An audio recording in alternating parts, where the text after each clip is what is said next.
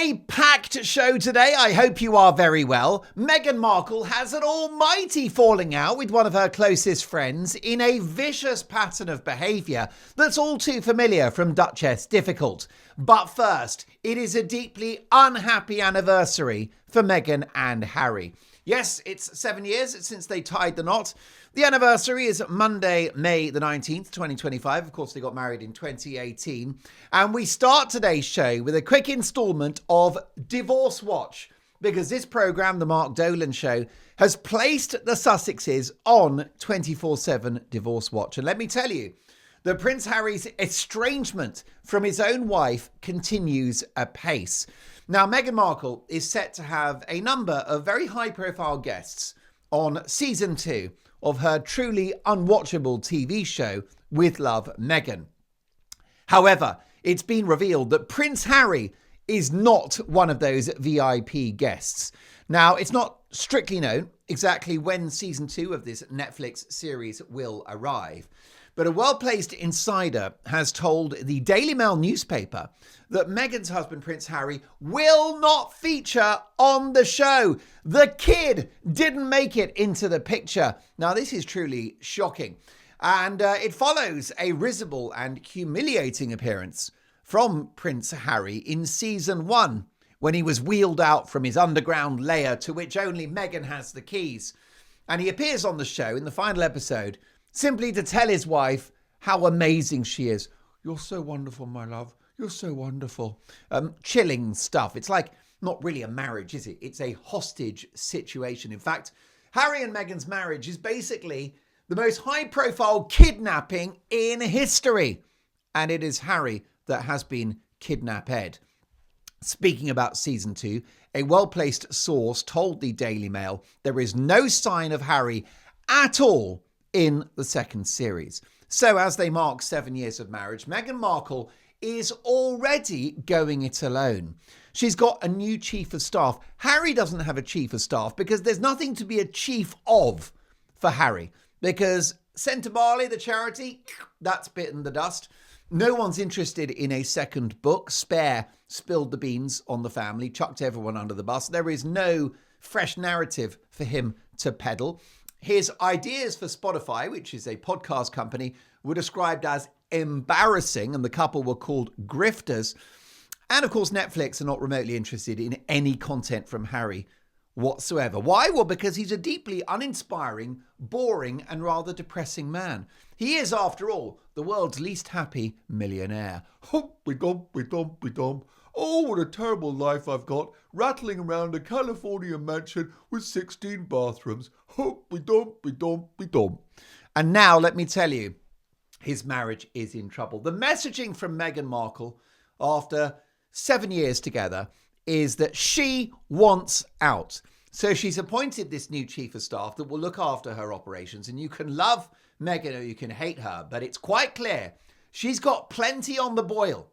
She's got the podcast with a stolen name. It's called Confessions of a Female Founder. It's ironic because she isn't a female founder. But why let the facts get in the way of a good title? She's got a chief of staff who's going to look after her retail arm, which is basically, it's called As Ever. She sold 11 jars of dusty jam that no one wants.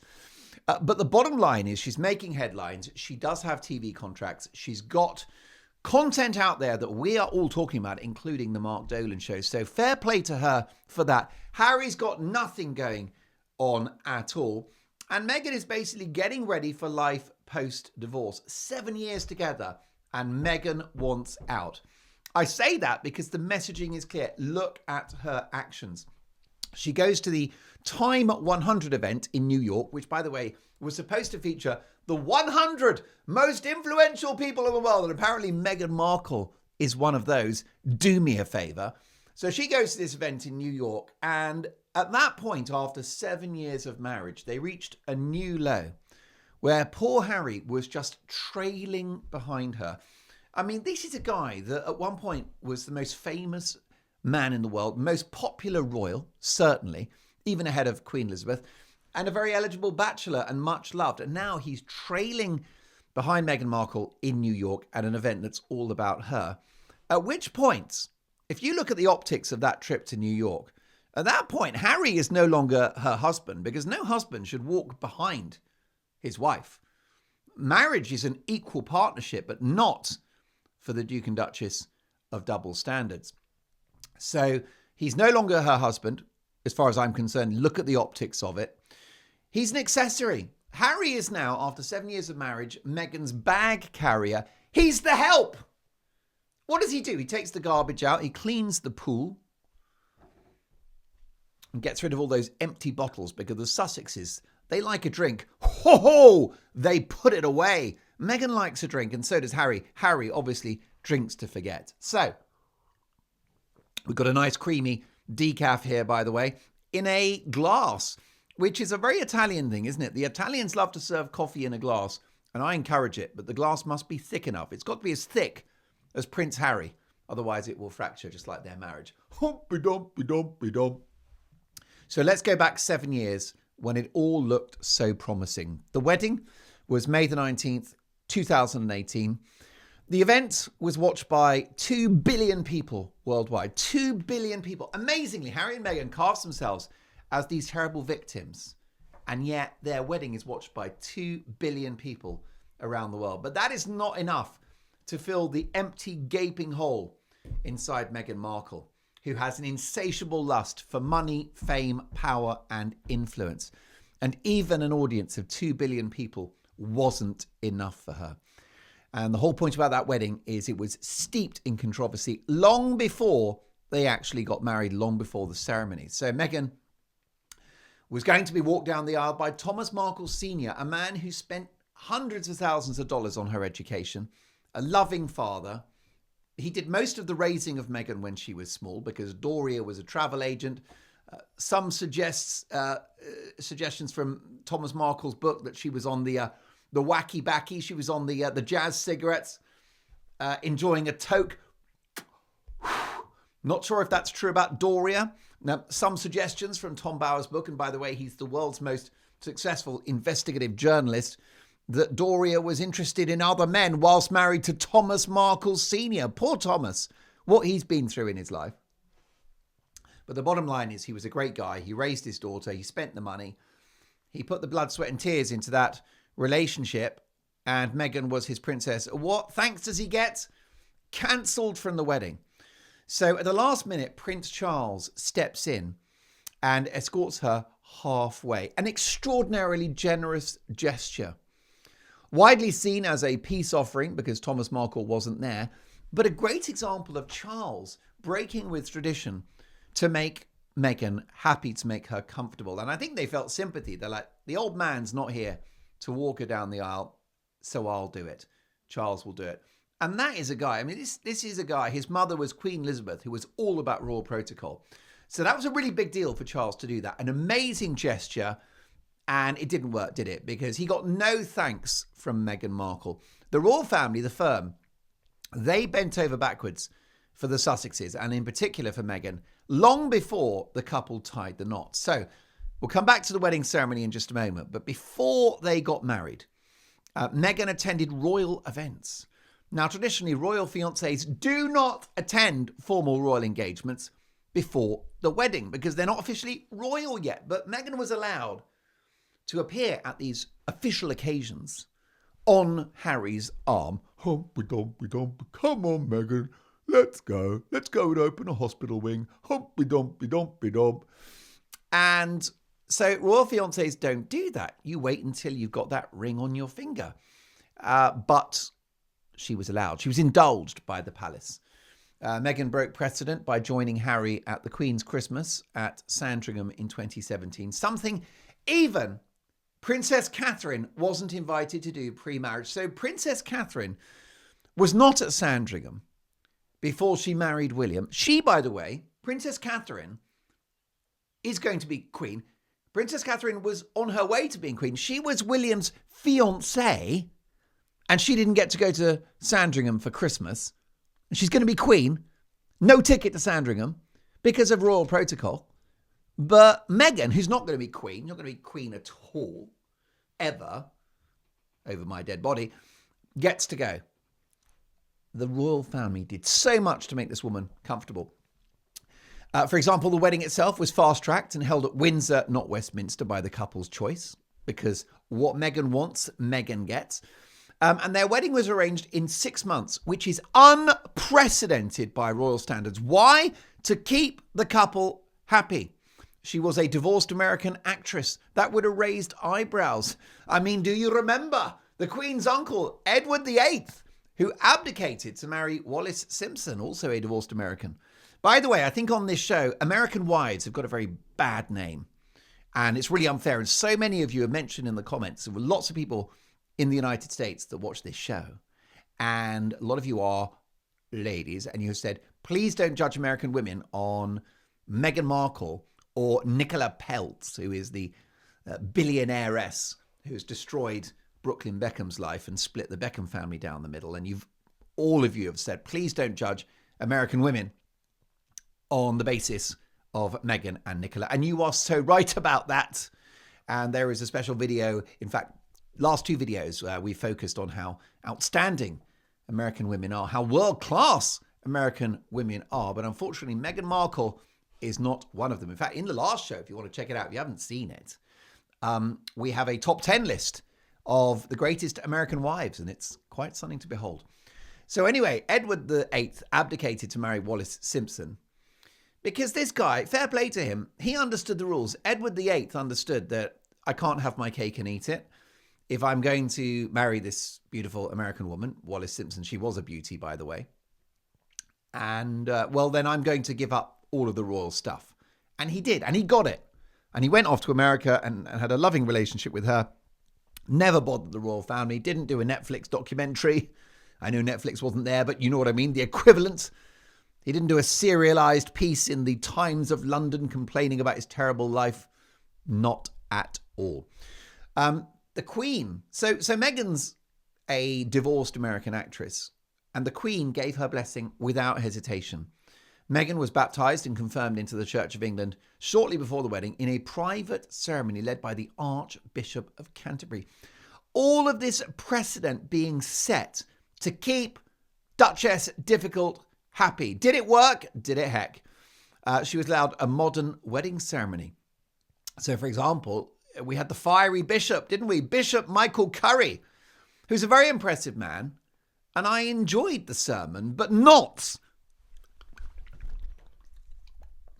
at a royal wedding. That I enjoyed the sermon, but please, not at a royal wedding. All that invective, all that politics, slavery, all of the colonial stuff. It's got its place. Not at a royal ceremony. So this was Bishop Michael Curry. There was a gospel choir, sang Stand By Me, which was lovely. But again, not traditional, because what Meghan wants, Meghan gets. Bishop Michael Curry's sermon was a quarter of an hour in length. It went on and on and on. People were looking at their watches. It's like, because you know what it's like when you're at a wedding and the sermon drags on a bit and you're like, I need a drink at some point. I'm going to need that Prosecco, and I'm going to need it pretty soon. Because I don't know about you, but I do find a wedding, it's a demanding day, isn't it? Because you have, it's a rush in the morning. You've got to get your suit ironed, and it's like, where's my tie? And the dress, there's an issue with the dress with Mrs. Dolan, and it won't zip up. Not because of her shape or size or anything like that, God forbid. There might be a wardrobe malfunction there, but there's always stress, isn't there? And you've got to get to the venue and you don't know where it is, and the Google Maps sends you down the wrong road. So going to a wedding is very stressful, and you normally haven't eaten by the time of the wedding service, at which point you're hungry, you're tired, you're stressed out. You need a drink. So you're sat there listening to Bishop Curry with his extraordinarily long sort of Fidel Castro length address to the world. I mean, he built his part. It was all about him. Fine, an impressive guy, but just not for a royal wedding. So his sermon dwarfed traditional British wedding sermons in terms of length, which tend to be short, reserved, discreet, and Church of England toned, which I think is okay because the wedding happened in England and it's the British royal family. So I think it's allowed to be British. But They changed it to keep Meghan happy. Many felt the sermon was too performative and too political for the setting of St. George's Chapel at Windsor Castle. The media response was clear. The Times described it as uncomfortable. And The Sun said that the Queen looked like she'd swallowed a wasp. Some courtiers were reportedly alarmed and said that it overshadowed the solemnity of the service. I should say so. And in hindsight, that sermon was the perfect metaphor for Harry and Meghan. Disruptive, controversial, and fundamentally out of sync with the institution. So Meghan was indulged all day at that wedding. She got to write her own wedding speech. Meghan broke centuries of tradition because she doesn't care. Who cares about hundreds of years of tradition when you're Meghan Markle, a Z-list actress from a TV show called Suits? But she broke centuries of tradition by giving a speech at her own wedding reception, which is unusual in royal circles, especially for brides. Now, I've got no problem with Meghan doing that. I think it's nice to hear from the bride. I want to kiss the bride. Yeah. But it's another example that they changed the rules for her. And what thanks did they get? They get no thanks at all. They get it thrown back in their face. Before they got married, after I should say, forgive me, Meghan was allowed to guest edit British Vogue. Again, unprecedented. You don't have members of the royal family editing magazines. She and Harry were given free rein to create a Sussex royal Instagram account. The firm should never have let that happen because that was about Meghan building for life outside of the royal family. That was Meghan creating a digital and PR infrastructure with which to pursue her plan for global domination. It's exactly what Meghan is doing now in terms of that marriage to Harry, right? 7 years on from the wedding day, she's planning life on her own. She's got her own chief of staff. She's got the podcast. She's got the TV show. She's going to do a book. And she won't do that book until she's divorced Harry. You see, I'll tell you for why. Because that was in an interview on a podcast where she was asked, would you ever write a book? And she said, not for now, which is the ultimate threat. That's her leverage. And that book, by the way, hangs like a sword of Damocles over not just the royal family, but Prince Harry himself.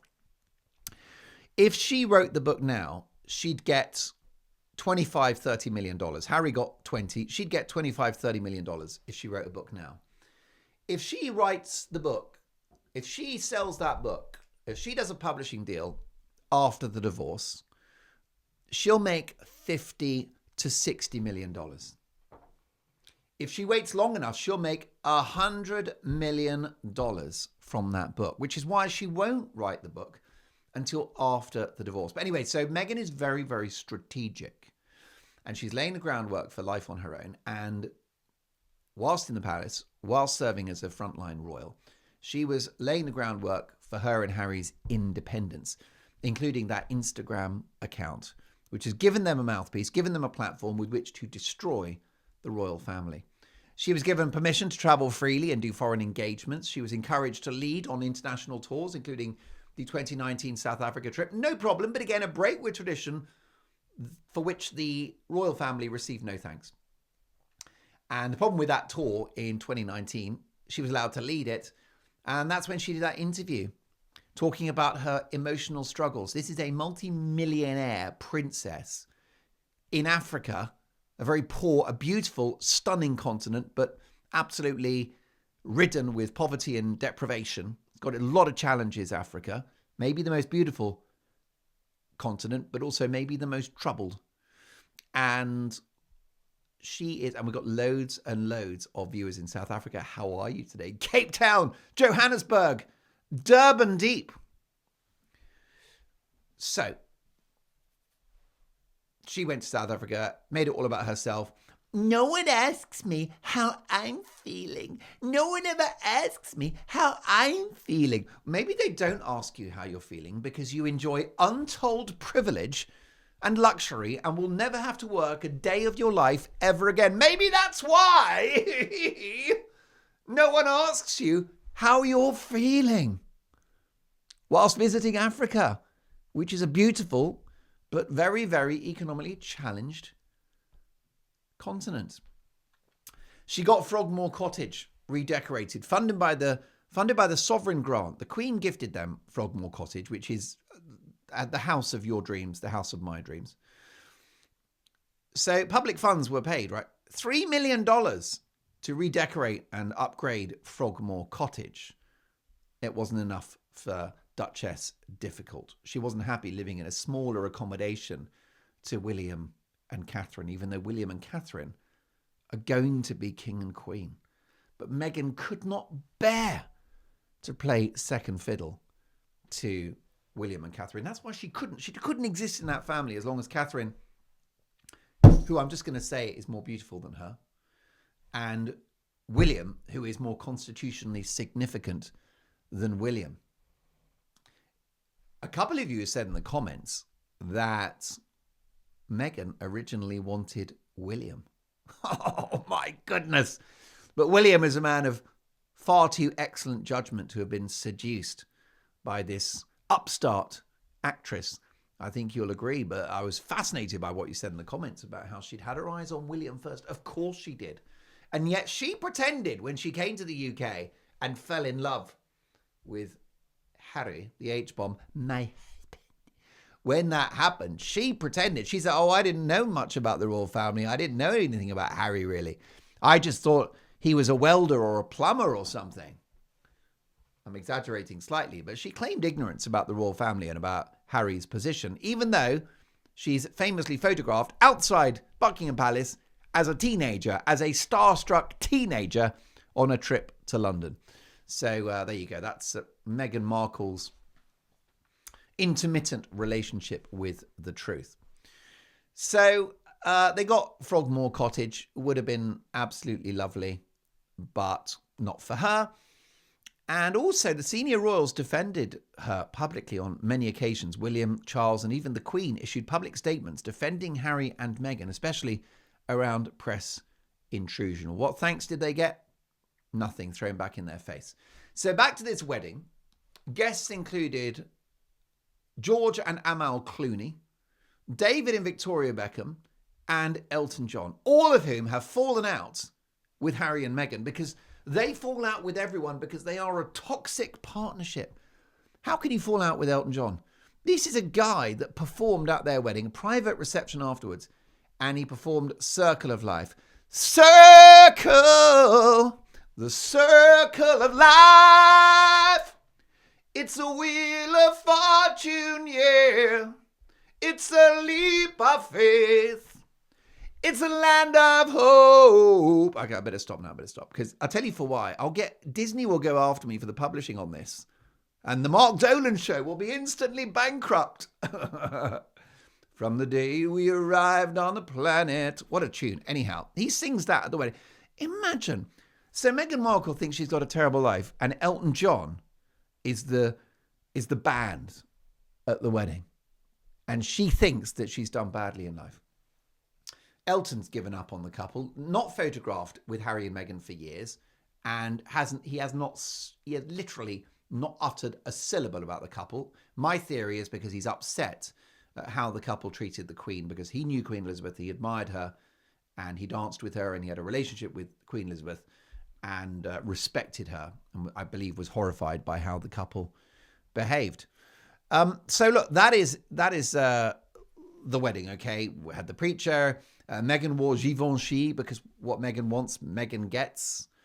Designed by Claire Waite Keller, understated, minimalist, and symbolic of modernity. Her veil was embroidered with the flowers of 53 Commonwealth countries, which is lovely. A bit in contradiction with the bishop, who was moaning about Britain's colonial past. Meanwhile, we celebrate the Commonwealth. See, the British Empire was so bad, but then there's this family of nations who want to be friends called the Commonwealth post-Empire. Make it make sense. So she represented the Commonwealth, no problem. The wedding cake was lemon elderflower. The tradition is fruitcake, but what Meghan wants, Meghan gets. And Harry at the wedding told the guests, "My darling Meghan looks amazing and has navigated everything with such grace." Well, that didn't last, did it? And by the way, don't talk to me about grace. What about the allegations that Princess Catherine was reduced to tears because she had said to Meghan that little Charlotte, as a bridesmaid, needed a smaller dress because this thing was like a tent. Little Charlotte was just lost in this vast dress with a long train. It was uncomfortable. Little Charlotte, just a tiny little girl, and she's wearing this ridiculous oversized dress, and Meghan wanted it altered. And actually, Meghan wanted it altered, and Catherine said, I think we need a new dress. And Meghan just launches a torpedo, presses a nuclear button. Catherine reduced to tears. Meghan flips it and considers herself to have been the one reduced to tears. So who do you believe? I mean, let me know in the comments. Whose account of that story is true? Princess Catherine's or Princess Meghan? Blimey, that just sounds wrong coming out of my mouth. So don't talk to me, Prince Harry, about grace when you have allegedly, reportedly reduced your stunning and beautiful and lovely sister-in-law, who's going to be queen one day, to tears. Absolutely shocking. And Meghan wore Princess Diana's aquamarine ring to the evening reception, a demonstration that she thought that she was Diana 2.0, but she's not even Prince Andrew 1.0. And so now, 7 years later, and the whole thing's a mess. We've had Megxit. They left the UK. They gave up their royal duties in 2020, just 21 months after the wedding. So they couldn't even get through 2 years of royal duties. Elton John has sung at their wedding. She's had her lemon cake. She's had the ranty vicar. She had everything go her way. Little Charlotte's worn an ill-fitting dress. Everything went her way, and yet she can't even make 2 years before I'm out. They moved to California, first to Tyler Perry's house. Then they bought their $20 million mansion in Montecito. They then accused the royal family of racism.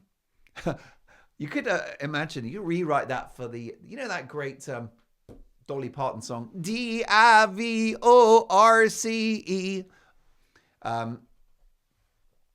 Bombshell Oprah interview, which was absolutely horrific and a libel against the royal family and a slander. The Spotify deal that they had, then it went away. Then the Netflix documentary series. So this is, folks, just 4 years after that wedding, Meghan goes on TV, on Netflix, and mocks Queen Elizabeth II, saying that she struggled with the curtsy and did the fully funny face and took the mick of Queen Elizabeth on television. You could see the look on Harry's face. He's like, what have I done? This woman is a monster. But it was too late at that point. He's like the guy in the casino. He's put it all on red 27 and he's all in now. He's got the car keys. He's put the house on it. He's bet the house on Meghan, and I'm afraid that house is on fire. 7 years on, that marriage is on the rocks because Meghan began by pushing the royal family out. Now she's pushing her own husband out. Watch this space. Before we go, Meghan's fallen out with someone else, not just her husband. The former editor-in-chief of British Vogue, a very impressive guy called Edward Enninful. These two, Meghan and he, were very close at one point. And Meghan recalled that they were like-minded thinkers who enjoyed philosophizing over steaming cups of mint tea. I've never heard such a load of steaming nonsense in my life. In 2019, as I mentioned, Meghan guest edited British Vogue's September Forces for Change issue, and it became the fastest selling issue in the magazine's history. Well, she was hot at that point. A lot of interest in Meghan, which has since waned. But the Mail on Sunday have revealed in an exclusive by my brilliant friend, Charlotte Griffiths, who's an outstanding journalist and a world-class human being. She has revealed that the friendship imploded over a scrapped magazine feature. Now, the project that they were working on was designed to showcase Meghan and Harry's charitable work. And it was tied to Meghan's keynote at the One Young World Summit in September 2022. So Meghan wants to use this venerated magazine, which is British Vogue, an iconic title, to basically sell herself, sell her brand, and sell her wares. So, according to insiders, the project was suddenly cancelled. The Duchess and her team had high expectations and were expecting that she'd get a print cover of the story and a digital cover. So Meghan wanted her face on the magazine. I read it in a magazine, oh. And of course she did, because she's an egomaniac. And unfortunately, Edward Enninful, who's an extremely experienced publisher and journalist, was not happy to meet those expectations, because he's thinking, well, wait a minute, British Vogue is bigger than this jumped up Duchess. And that British Vogue does not need the doesn't need the largesse of this figure in order to keep ticking over. Think of the women that have been on the front of Vogue magazine over the years. Princess Diana, Madonna, Princess Catherine, so many. So many great women. But look, here is the thing. Enninful is a man of integrity. He didn't want to put Meghan on the face of Vogue because he doesn't want Vogue to be used to sell the Meghan brand and to play into her hands. He's a strong guy who stood up to her. He stood up to a bully. And what was his reward? Total cancellation. So he wasn't happy because he already had the magazine cover in the bag. It was pre-organized. It wasn't going to be Meghan. It was an established model of some sort, maybe Kate Moss, someone like that, somebody of that ilk. And he wasn't going to be bullied. The whole process became very difficult, according to Charlotte Griffiths in the Mail on Sunday. Edward could only promise her a big showy feature inside the magazine and online, which I think is very generous. He offered her several pages of this iconic magazine, but that wasn't good enough for Meghan because she's got to be on the front cover. So she turned it down. Imagine turning down the generous offer from the editor at the time of Vogue magazine. And also, she's willing to curtail publicity for her charity because she didn't get her way. So she's happy for there to be no column inches about her charity because the magazine did not roll out the red carpet for her, which shows you her priorities. When Enninful declined both the print and digital covers, Meghan's team immediately pulled the plug. He didn't think it was appropriate to give her the cover. He's right. He's protecting a brand. The decision reportedly caused irreparable damage. Well, it would, because when you say no to Meghan, you're out. This chap, Edward Enninful, was furious to have lost the project, as were the powers that be at Condé Nast, who publish Vogue. Meghan and Edward Enninful have not spoken since the disagreement. And that is what Meghan does. But I've got great news for you, because Edward Enninful, as a result, is joining the legion of powerful figures who are now part of Team Wales. Because as you know, on the Mark Dolan show, we've established that there is Team Sussex and Team Wales. And in the comments, 100% of you said that you're in Team Wales. I didn't get any Team Sussex. If you're in Team Sussex, let me know, because the Mark Dolan show is a broad church. We welcome all opinion and no one gets cancelled, not on my watch. So here is the thing. Edward Enninful is in Team Wales now, alongside, because let's have a look at who we got in Team Wales. We've got the King, King Charles. We've got Jeremy Clarkson, one of the most famous broadcasters in the world. We've got David Beckham, one of the most famous sports stars in the world, and the head of England's second royal family. So Team Wales is filling up and filling up and filling up. And it's about to be joined by Edward Enninful, who has strengthened ties with the royal family and with King Charles, which sources say Meghan will be irritated by. So he's now a trustee for King Charles's charity, the King's Fund. He interviewed Charles for Vogue in 2020 when he was still Prince of Wales. He attended King Charles's coronation in 2023. He now follows all three of the King's charities on Instagram, but none of Meghan's accounts. So he's followed all of the King's accounts and none of Meghan's Instagram accounts. So there you go. The battle lines have been drawn. Also, Meghan was not invited to a high-profile New York black tie gala hosted by Edward Enninful for the King's Trust earlier this month. Lots of powerful people were there, including Lionel Richie. And she was not invited. Instead, Meghan filled her diary over the last few weeks with gigs, live concerts for James Taylor and Beyonce, because she's just like a member of the public now and just has to go and see shows, whilst the good and the great actually enjoy the largesse of an icon like Edward Enninful in honour of the king. So it's crazy. And it shows how full circle the relationship has gone, because Enninful back in 2020 defended Meghan, calling her a brave woman, and said she was treated very harshly and unfairly. But that support has dried up. That well of support is rather arid at this point, as is the Sussex's marriage after 7 years of marriage. Now, I would like to wish the couple a happy anniversary, but as I've had to say, it's a deeply unhappy anniversary. And I'll just tell you that there is trouble in paradise, folks. Watch this space. Will they manage another 7 years? No chance. Thank you for your incredible support for this channel. Please subscribe, like, hit the notification reminder bell, and I can't wait to see you for the next one. Princess Catherine is my friend. I like her.